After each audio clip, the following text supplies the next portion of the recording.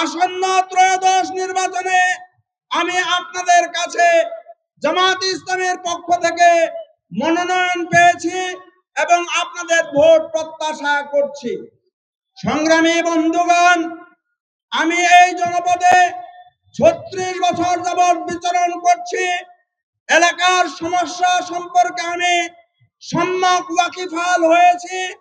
রাস্তাঘাট চিনি, bridge culvert কোথায় কি প্রয়োজন তা জানা আছে।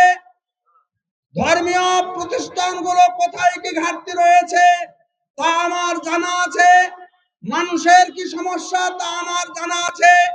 ত্রয়োদশ জাতীয় সংসদ নির্বাচনে আপনারা যদি আমার নির্ধারিত প্রতীক দাঁড়িপাল্লায় ভোট দেন, তাহলে হরিপুর, বালিয়াডাঙ্গি, ধর্মগড়, কাশীপুরের উন্নয়নের জন্য আমি সর্বতভাবে আমার নিজেকে উৎসর্গ করব ইনশাআল্লাহ।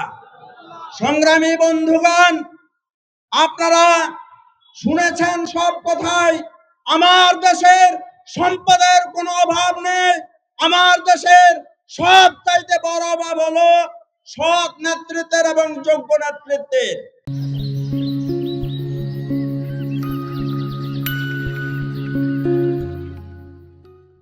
আমরা দেশবাসীকে যদি এটা উপহার দিতে পারি, দেশবাসী যদি জামাত ইসলামীকে বেছে নেয়, তাহলে আমরা কৃষকদের উন্নয়নে কাজ করব। কৃষকদের এই রাসায়নিক সার নেওয়ার জন্য লাইনে দাঁড়াতে হবে না। ঠিক অনুরূপ ভাবে বালিয়াডাঙ্গি, হরিপুর, ধর্মগড়, কাশীপুরে স্বাস্থ্য সেবার আমি খোঁজ নিয়েছি। একটি হাসপাতালে মাত্র 3 জন ডাক্তার আছে। বালিয়াডাঙ্গিতেও মাত্র 3 জন ডাক্তার আছে। 12টি পোস্ট, 3 জন কনসালটেন্ট ডাক্তারের পোস্ট রয়েছে, অথচ একজনও নাই। এই 3 জন দিয়ে সেবা কার্যক্রম, স্বাস্থ্য সেবার গোটা উপজেলাবাসীর এটা কোনোভাবেই সম্ভব না।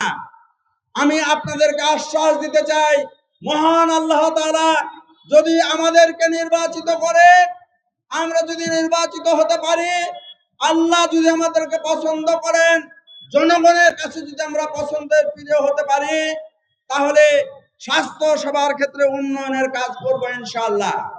আমার দেশের বেকার যুবকদেরকে দেশে চাকরি অথবা বিদেশে পাঠিয়ে চাকরির ব্যবস্থা আমরা করব ইনশাআল্লাহ।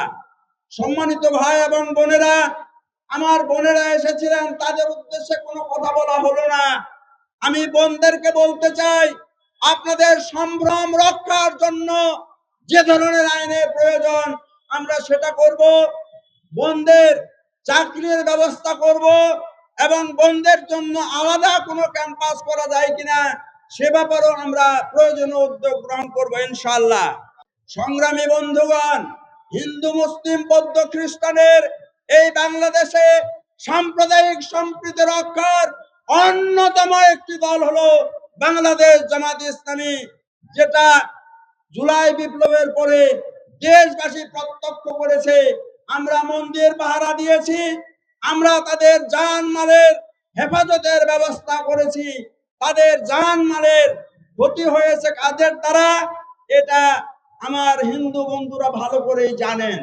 আমি তাদেরকে বলতে চাই, যদি আপনারা নিরাপদে থাকতে চান, এ দেশে যদি আপনারা সত্যিকার অর্থে নাগরিক হিসাবে আপনাদের মর্যাদা ফিরে পেতে চান, তাহলে দাঁড়িপাল্লা প্রতীকের সরকার বাংলাদেশে নিয়ে আসতে হবে। এবং এটা শিক্ষা প্রতিষ্ঠান থেকে এই জয়যাত্রা শুরু হয়ে গেছে ইনশাআল্লাহ।